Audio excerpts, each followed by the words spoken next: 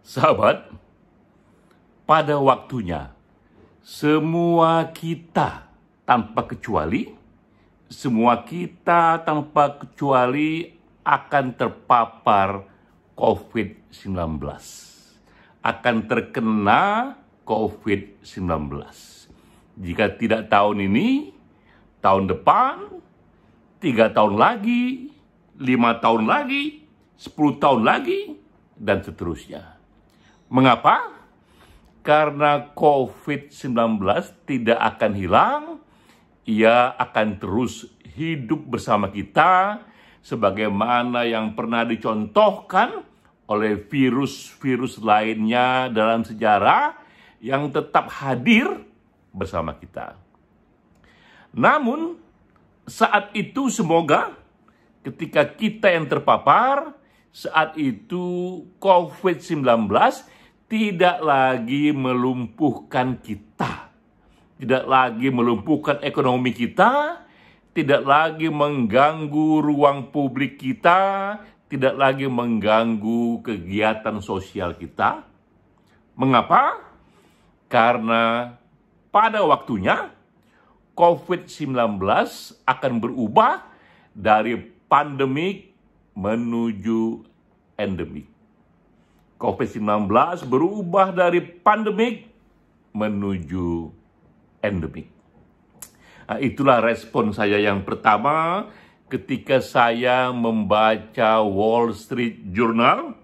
Ini beritanya, Wall Street Journal. Ini berita Wall Street Journal 2 hari lalu di awal Juli yang menceritakan bahwa Singapura kini sudah menyiapkan satu model public policy, satu model kebijakan, satu model ruang publik yang mengantar penduduknya, warganya hidup panjang bersama COVID-19. Karena mereka menyadari COVID-19 tak akan sirna, yang terjadi hanya perubahan dari pandemik menjadi endemik. Apa itu pandemik? Apa itu endemik? Dan mengapa terjadi perubahan itu? Nah, saya mulai dulu dengan kasus. Semua kita pastilah pernah mengalami terkena flu. Saya pribadi kena flu mungkin dalam hidup saya 10-20 kali. Tapi flu yang saya alami itu tidak lagi melumpuhkan saya. Flu juga tak lagi melumpuhkan masyarakat. Padahal jenis flu yang lain tapi sama-sama flu, yang namanya Spanish flu. Padahal di tahun 1918, 1917 itu juga pernah menjadi pandemik. Dan tak tanggung-tanggung 50 juta sampai 100 juta manusia yang mati. Jadi pernah satu masa 1917, 1918 itu era di mana flu, Spanish flu menjadi pandemik. Saat itu penduduk dunia masih 1,5 miliar. Tapi terpapar virus Spanish flu itu 500 juta. Sepertiga penduduk dunia saat itu terkena Spanish flu 500 juta, dan dari 500 juta itu wafat 50 sampai 100 juta. Jadi kita lihat dibanding 1,5 miliar manusia, 100 juta yang wafat, berarti 6% dari populasi dunia mati karena Spanish flu. Jelaslah ini efek mematikan dari sebuah flu, sebuah wabah yang bahkan 100 kali lebih hebat dari COVID yang kita alami sekarang. Sekarang ini kita ada 7 miliar manusia, dulu itu baru 1,5 miliar, sekarang ini yang mati itu masih di bawah 50 juta, jauh di bawah 5 juta, bahkan di tahun 1918 yang mati lebih dari 50 juta, bahkan ada yang mengatakan 100 juta. Jadi pernah satu masa flu itu menjadi pandemik yang 100 kali lebih mematikan dari COVID yang kita alami sekarang. Tapi flu yang kita alami sekarang ini tak lagi mengganggu kita. Kita terganggu hanya seminggu, tapi tak ada gelombang ekonomi yang kacau balau karena datangnya flu di era sekarang ini, di abad 21 ini. Tak ada ruang publik atau lockdown atau PSBB yang diterapkan karena flu. Mengapa? Karena flu berhenti menjadi pandemik dan ia hanya menjadi endemik. Pandemik adalah kondisi di mana wabah terjadi secara global, multi-stage, multi-negara yang mematikan. Sedangkan endemik itu adalah satu kondisi di mana satu virus itu hadir on and off, tapi tak lagi membahayakan. Dalam satu populasi, mungkin di 1 tahun dia terkena 5%, 10% populasi terkena flu, tapi tak lagi membahayakan. Mengapa flu bisa berubah dari pandemik menjadi endemik? Nah, ini 3 tahap yang dilalui, dan kita pun, COVID pun akan melalui 3 tahap itu. Pertama, ditemukannya vaksin. Vaksin ditemukan bagaimana satu bahan-bahan kimiawi disuntikkan ke tubuh kita sehingga kita akan lebih kebal ketika datang virus itu. Jadi vaksin tak membuat kita tak terkena virus, mustahil pula itu, tetap terkena virus, tapi ketika virus itu datang pada kita, daya tahan tubuh kita menjadi lebih kuat. Vaksin adalah satu penemuan manusia yang efek faedahnya paling besar dalam sejarah. Kita berhutang budi kepada para ilmuwan yang menemukan vaksin, sehingga kita bisa memenangkan peperangan melawan pandemi. Vaksin yang pertama. Yang kedua adalah herd immunity. Bahwa sekedar vaksin pun tak cukup. Vaksin itu harus disuntikkan kepada minimal 70% populasi. Ketika sudah 70% populasi terkena vaksin, divaksin, saat itulah bagi komunitas itu, bagi bangsa itu, bagi negara itu, virus itu tak lagi melumpuhkan. Nah, ketiga, yang ini jauh lebih maju lagi, ditemukannya obat. Kalau vaksin itu disuntikkan sebelum datang penyakit, obat kita minum setelah datang penyakit. Nah, ketika obat ditemukan, kapanpun kita terkena flu, kita minum obat itu dan ia akan sembuh. Nah, dengan 3 tahap itulah vaksin, herd immunity, obat, flu yang begitu mematikan berubah dari pandemik menuju endemik. Nah, untuk COVID-19, kita ada di tahap mana? Kita sudah menemukan vaksin. Minta ampun, ini dahsyat sekali. Para ilmuwan sudah bekerja untuk kita dan menemukan hasilnya. Ini salah satu penemuan terbesar di abad ini yang mereka berhak dan kita layak menjadikannya sebagai pahlawan. Mereka berhak untuk itu.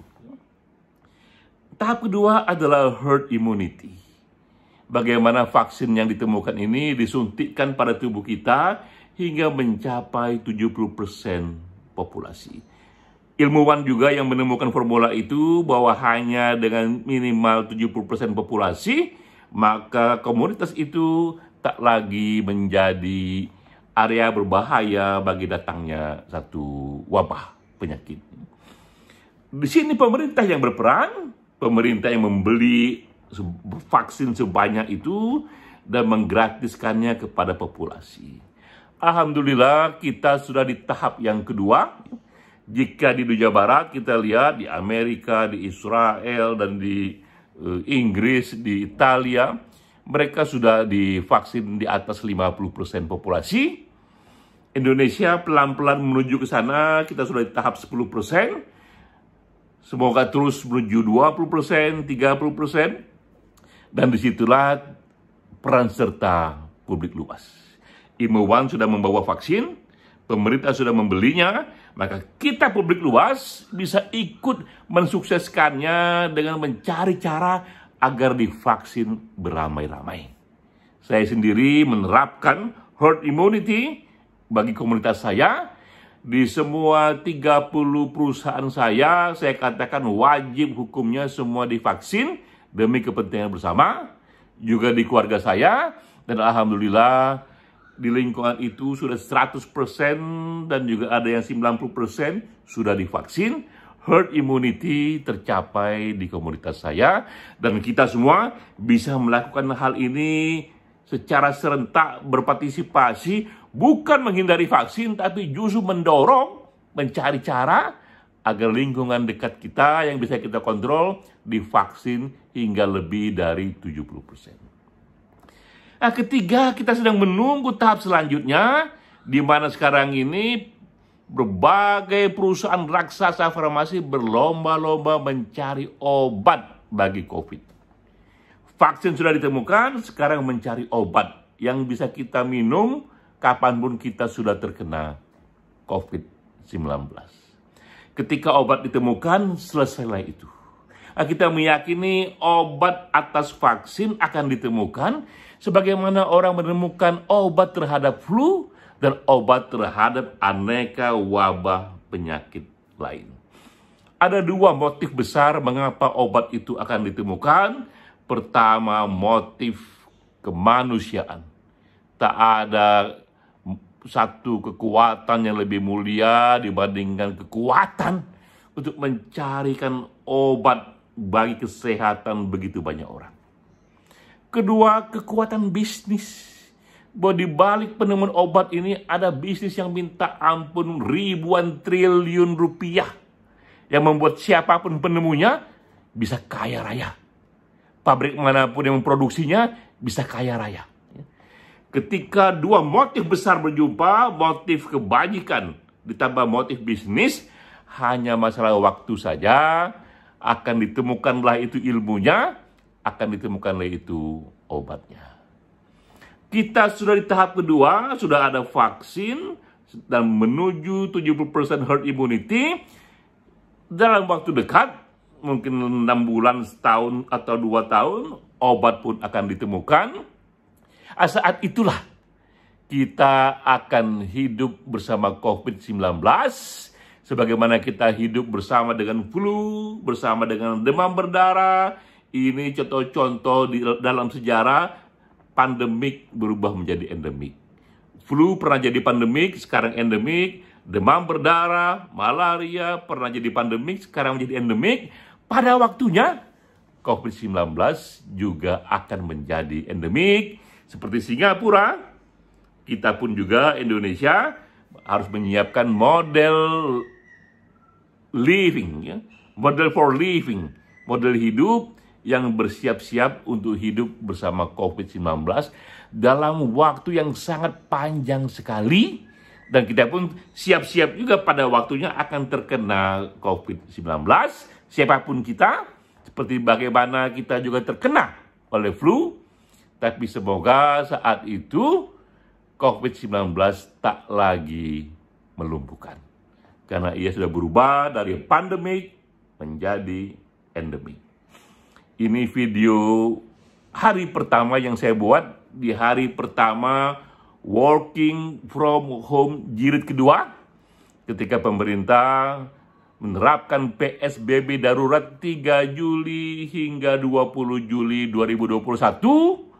Kita 100% bekerja di rumah, namun kita tahu bahwa kerja di rumah tak mengurangi kerja kreatif kita.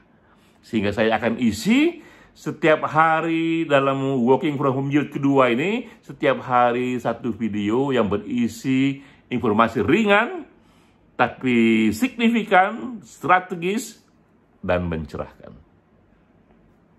Salam.